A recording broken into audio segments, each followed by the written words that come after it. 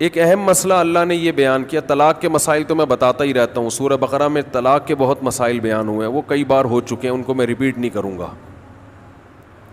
لیکن ایک حکم مردوں کو اللہ نے حکم دیا کہ جب بھی کسی عورت کو تم طلاق دو گے تو اس کا مال چھیننے کی تمہیں اجازت نہیں ہے. لا یحل لکم ان تأخذوا مما آتیتموہن شیئا, جو کچھ اس کو دیا ہے نا شادی سے پہلے, ایک دھیلا بھی واپس لینے کی اجازت بولو نہیں ہے. آج جہیز بھی جو وہ اپنے گھر سے لائی ہے نا وہ بھی ہتھیا لیتے ہیں, اپنے دیے ہوئے گفٹ تو واپس لیتے ہی ہیں, جو وہ اپنے گھر سے لائی ہے وہ بھی ہتھیا لیتے ہیں. یہ سارے قرآن کے احکام ہیں جس کی آج دھجیاں اڑائی جا رہی ہیں, کیونکہ ان احکام کا لوگوں کو علم ہی نہیں ہے. لوگ محرم میں کربلا, ربیع الاول میں جو مخصوص بیانات ہوتے ہیں وہ, یعنی سیزن وائز چل رہے ہوتے ہیں ہم لوگ. جو پریکٹیکل لائف ہے ہماری, عملی زندگی ہے جس کے لیے پیغمبر صلی اللہ علیہ وسلم کو بھیجا گیا معاشرے کی اصلاح کے لیے, اللہ کے حقوق سکھانے کے لیے اور ایک دوسرے کے حقوق سکھانے کے لیے, اس پریکٹیکل لائف کی طرف ہماری توجہ نہیں ہے. ہم دوسری چیزوں میں زیادہ لگ گئے ہیں. بس وہ جوشیلی تقریریں, لوگوں کو رلانا دھلانا, یہ کام رہ گیا ہے بہت سو کا, سب کا نہیں. اہل حق ہر دور میں رہیں گے. تو اللہ نے حکم دیا کہ ڈیورس کے بعد آپ کو عورت سے کچھ لینے کی اجازت بولو نہیں ہے. ہاں, خلا کی صورت میں مہر واپس لے سکتے ہو.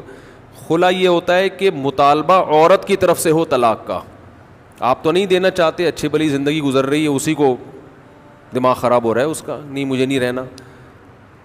تو پھر اس صورت میں مرد اگر ڈیورس دے تو وہ یہ شرط لگا سکتا ہے کہ میرا خرچہ واپس کرو, خام خواہ میں کیوں کرایا خرچہ.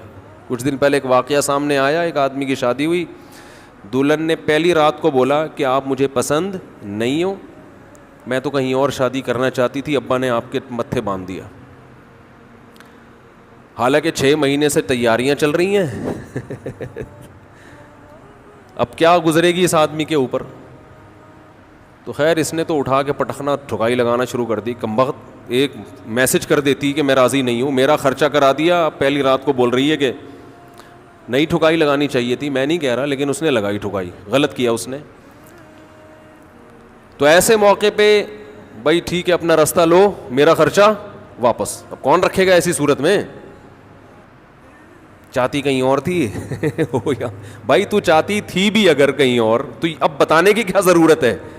ہر بات بتائی تھوڑی جاتی ہے. بولو بھائی دل میں بولو چاہتی تو تھی لیکن چلو ہو گئی, اب اسی کو چاہنا شروع کر دیں گے آہستہ آہستہ. گدھا بھی اگر آپ پال لینا تھوڑے دنوں میں اس سے بھی محبت ہو جاتی ہے, تو پورا 2 ہاتھ 2 پاؤں کا انسان ہے, تھوڑے دنوں میں اچھا لگنے لگے گا. یہ سوچ کے صبر کر لو, پوری رپورٹیں پیش کر رہی ہیں اس کو پوری رپورٹ. تو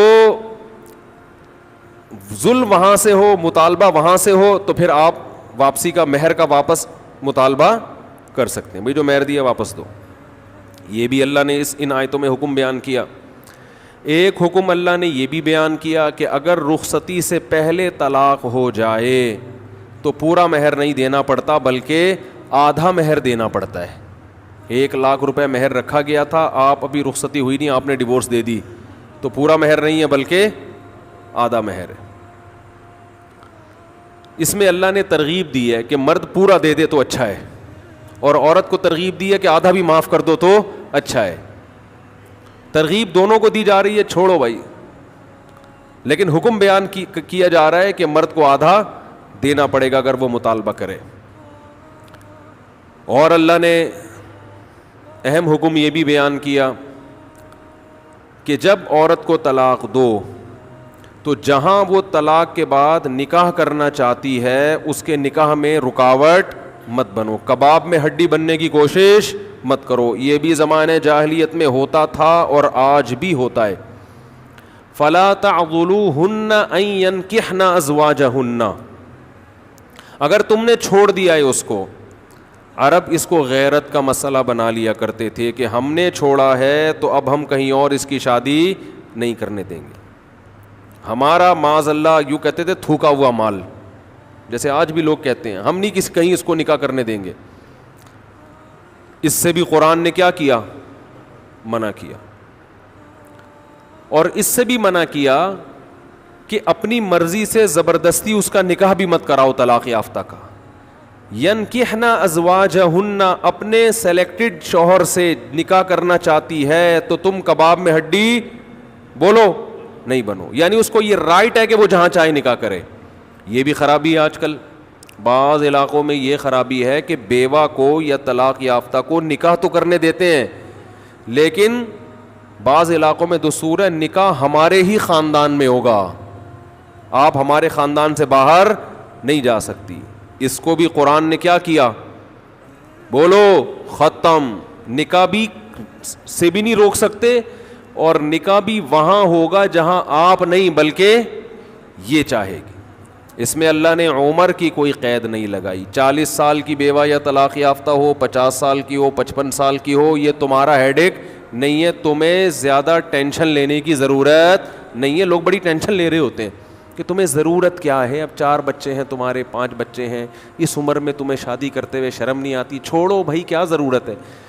تو اللہ فرماتے ہیں کہ تمہیں اس ٹینشن لینے کی ضرورت بولو یہ اس کا ہیڈ ایک ہے, یہ تمہارا ہیڈ ایک نہیں ہے. جیسے کوئی 4 شادیاں کر رہا ہے تو اس کا ہیڈ ایک ہے نا, آپ کا ہیڈ ایک تھوڑی ہے. یہ آپ پتہ نہیں کیوں پریشان ہیں, مفتی صاحب کو کیا ہو گیا, وہی ان کا ہیڈ ایک ہے, آپ کا ہیڈ ایک نہیں ہے. یہ میں اپنی بھی درمیان میں لگا دیتا ہوں نا. تو ہر ایک کے ہیڈ ایک ہم نے پالے ہوئے ہیں, وہ یہ کیوں کر رہا ہے, وہ یہ کیوں کر رہا ہے, وہ کم عمر سے شادی کیوں کر رہا ہے, وہ بڑی عمر سے شادی کیوں کر رہی ہے, یہ ہوتے ہیں نا لوگوں کے مسائل. اس نے یہ کیوں کر لیا. ایک خاتون نے مجھے بتایا کہ وہ ایک دفعہ بیوہ ہوئی, اللہ کی قدرت دوبارہ شادی, دوبارہ بیوہ ہو گئی. تیسری دفعہ جب ان کی شادی ہو رہی تھی لوگ مذاق اڑا رہے تھے, بس کرو یار 2 دفعہ بیوہ ہو گئی, اب آرام سے بیٹھو. اب وہ بیوہ تو کوئی بھی ہو سکتا ہے, جوانی میں بھی عورتیں بیوہ ہو جاتی ہیں. تو اب دیکھو لوگوں کو تکلیف ہو رہی ہے, بھائی یہ اس کا ہیڈ ایک ہے. اچھا لوگ اس سے شادی کرتے ہوئے ڈر رہے تھے ان سے کہ میں بھی پھر میں نہ مر جاؤں. تو اس کا اس سے کوئی تعلق نہیں ہے. ہو سکتا ہے 2 دفعہ بیوہ ہونا تقدیر میں لکھا ہو, 3 دفعہ نہ ہو. یہاں مجھے وہ چٹکلا یاد آتا ہے. تو اللہ نے حکم دیا کہ طلاق کے بعد ایک دھیلا واپس نہیں لینا. خلا کی صورت میں لے سکتے ہو, مگر خلا بھی شوہر کی رضا سے ہوتا ہے, یک طرفہ نہیں ہوتا, یاد رکھیں. دوسرا کام تم نے کیا کرنا ہے, اس کو کہیں اور نکاح سے روکنا نہیں ہے. تیسرا کام یہ کرنا ہے نکاح بھی وہاں کرنا ہے جہاں وہ چاہتی ہے. تمہاری مرضی نہیں مسلط ہوگی, اس کی مرضی چلے گی.